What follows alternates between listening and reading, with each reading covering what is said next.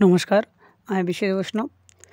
আজকে ওয়ার্ল্ড হিস্ট্রির গ্রিসের Athens, পেরিক্লিনেস and স্পার্টার administration MCQ আলোচনা করব। প্রথম কোশ্চেন, পেরিক্লিয়ান যুগ কোন শতাব্দীতে ছিল? পঞ্চম শতাব্দী, খ্রিস্টপূর্ব পঞ্চম শতাব্দীতে। এথেন্সের গণতন্ত্রের প্রধান নেতা কে ছিলেন? পেরিক্লিস। পেরিক্লিয়ান এথেন্সের বিখ্যাত স্থপতি কি? পার্থেনন। এথেন্সে নাগরিকদের সবার নাম কী ছিল? এক্লেসিয়া।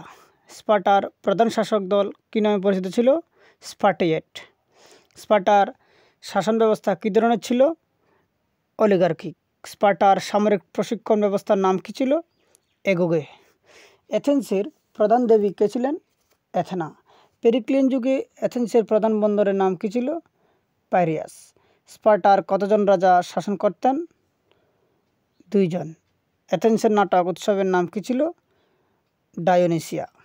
স্পার্টার দাস শ্রেণীর নাম কী ছিল?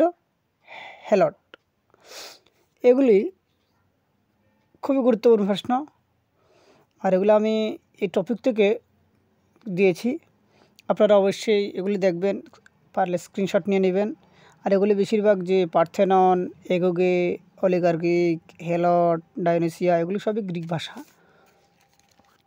তারপর নেক্সট প্রশ্ন হচ্ছে,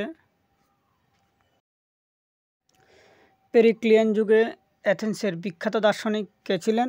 সক্রেটিস। স্পার্টার প্রধান দেবতা কে ছিলেন? অ্যাপোলো এবং তার বোন আর্টেমিস। এথেন্সে আইনসভার সদস্যদের নাম কী ছিল? বলে। স্পার্টার শাসন পরিষদের নাম কী ছিল? জেরুসিয়া, যেখানে 2 জন রাজা ও 28 জন 60 বছরের ঊর্ধ্বে প্রবীণ ছিলেন। জেরুসিয়াতে এটি একটি শাসন পরিষদ। পেরিক্লিয়ান এথেন্সের শিল্পের প্রধান পৃষ্ঠপোষক কে ছিলেন? পেরিক্লিস। স্পার্টায় নারীদের প্রধান কাজ কী ছিল?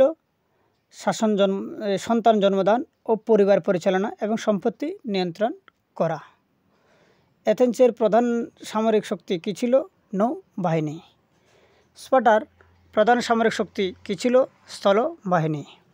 পেরিক্লিয়ান যুগে এথেন্সের গণতন্ত্রের প্রধান বৈশিষ্ট্য কী ছিল? সরাসরি বা প্রত্যক্ষ গণতন্ত্র, যেখানে নাগরিকরা সরাসরি ভোট দিতেন। স্পার্টার এগোগে ব্যবস্থায় কত বছর বয়স থেকে প্রশিক্ষণ শুরু হতো? 7 বছর থেকে। পেরিক্লিস কোন যুদ্ধের সময় এথেন্সের নেতৃত্ব দিয়েছিলেন? পেলোপনেসিয়ান যুদ্ধ। স্পার্টার জেরুসিয়ার সদস্যদের বয়স কত হতে হতো? 60 বছরের ঊর্ধ্বে। এথেন্সে বিচার ব্যবস্থার নাম কী ছিল? হেলিয়া। আর প্রধান দেবতা ছিল অ্যাপোলো। স্পার্টার আর এথেন্সের প্রধান দেবতা ছিল বা দেবী ছিল এথেনা। স্পার্টার প্রধান দেবতা ছিল অ্যাপোলো এবং তার বোন আর্টেমিস, কিন্তু বেশিরভাগ প্রাধান্য দিত অ্যাপোলোকে। তারপর স্পার্টার প্রশাসনিক তত্ত্বাবধানের জন্য কোন প্রতিষ্ঠান ছিল? ইফরস। পেরিক্লিয়ান যুগের এথেন্সের বিখ্যাত ভাস্কর ও শিল্পী ও স্থপতি কে ছিল? ফিডিয়াস। স্পার্টার সমাজে হেলটের প্রধান কাজ কী ছিল? কৃষিকাজ ও শ্রমদান। এথেন্সের ডেলিয়ান লীগ কী ছিল? এথেন্সের নেতৃত্বে গ্রিক নগর রাষ্ট্রগুলোর জোট। স্পার্টার পেলোনেসিয়ান লীগের প্রধান উদ্দেশ্য কী ছিল? এথেন্সের প্রভাব রোধ করা। পেরিক্লিয়ান এথেন্সে নাট্যকার সোপেক্লিসের বিখ্যাত নাটক কী ছিল? অ্যান্টিগোন। স্পার্টায় ক্রিপ্টিয়া কী ছিল? হেলটদের উপর নজরদারি ও নিয়ন্ত্রণের গোপন সামরিক অভিযান। এথেন্সের নাগরিকত্ব পাওয়ার জন্য কী শর্ত ছিল? উভয় পিতামাতা এথেনিয়ান হওয়া। স্পার্টার সামরিক কৌশলের প্রধান বৈশিষ্ট্য কী ছিল? ফেলাক্স গঠন। পেরিক্লিয়াসের বিখ্যাত বক্তৃতার নাম কী ছিল? ফিউনারেল ওরেশন। স্পার্টার শাসনে রাজাদের ক্ষমতা কে নিয়ন্ত্রণ করত? ইফরস। এথেন্সে শিক্ষার প্রধান লক্ষ্য কী ছিল? সুনাগরিক তৈরি করা। স্পার্টার নারীদের শিক্ষার উদ্দেশ্য কী ছিল? শারীরিকভাবে সুস্থ সন্তান জন্মদান। তারপর পেরিক্লিয়ান এথেন্সে বিখ্যাত ঐতিহাসিক কে ছিলেন? থুকিডিডিস। স্পার্টার অর্থনীতি কৃষির উপর নির্ভরশীল ছিল, হেলটদের কৃষিকাজের উপর।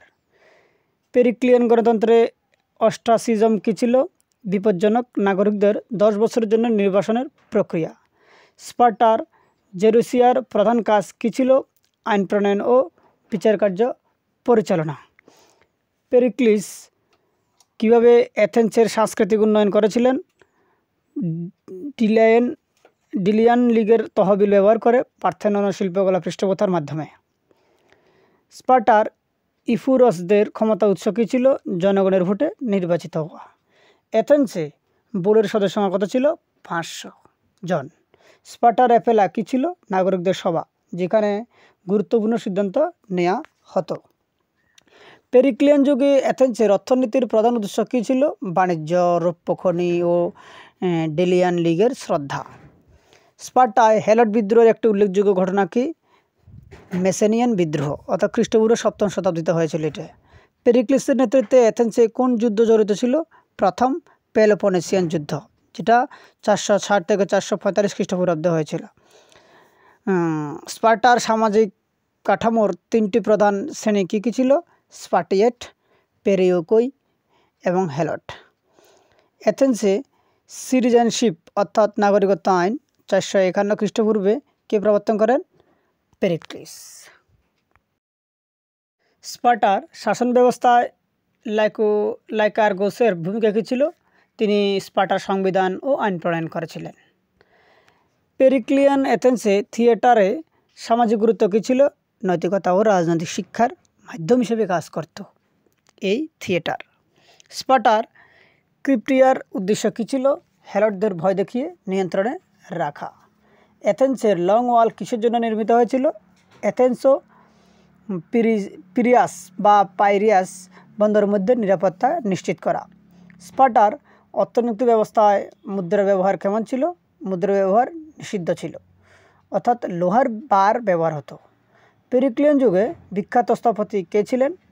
ইকটিনাস অথবা ফিডিয়াস। ফিডিয়াসকে বেশি গুরুত্ব দিত, দুজনে ছিল, তবে ফিডিয়াস মেইন। স্পার্টার সামরিক শক্তির প্রধান দুর্বলতা কী ছিল? নৌবাহিনীর অভাব। স্পার্টার সামরিক শক্তির প্রধান দুর্বলতা কী ছিল? নৌবাহিনীর অভাব, কারণ সেখানে স্থলবাহিনী ছিল। পেরিক্লিয়াসের মৃত্যু কীভাবে হয়েছিল? প্লেগ রোগে আক্রান্ত হয়ে 429 খ্রিস্টপূর্বাব্দে। স্পার্টার শাসন ব্যবস্থায় এপেলার অর্থাৎ জনসভা ভূমিকা কী ছিল? জেরুসিয়া ও ইফুরসদের সিদ্ধান্ত অনুমোদন করা। এই স্পার্টার শাসন ব্যবস্থায় এপেলো অর্থাৎ জনসভার ভূমিকা ছিল।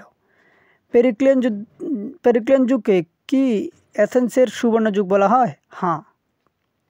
খ্রিস্টপূর্ব 5ম শতাব্দীতে মানে 480 থেকে 404 খ্রিস্টপূর্বাব্দে অতুলনীয় সাংস্কৃতিক ও বৌদ্ধিক অর্জনের সময়কালে পারস্য যুদ্ধে গ্রিসের বিজয়ের পর এই যুগের সূচনা হয়। তখন রাষ্ট্রনায়ক ছিলেন পেরিক্লিস। তো ফ্রেন্ডস, আমি গুরুত্বপূর্ণ 60টি কোশ্চেন দিয়েছি এই টপিক থেকে। আপনারা এগুলো স্ক্রিনশট নিয়ে দেবেন আর ভিডিওটা অবশ্যই দেখবেন। আর যদি আমার ভিডিওটা ভালো লাগে, লাইক, শেয়ার, সাবস্ক্রাইব অবশ্যই করবেন। ধন্যবাদ।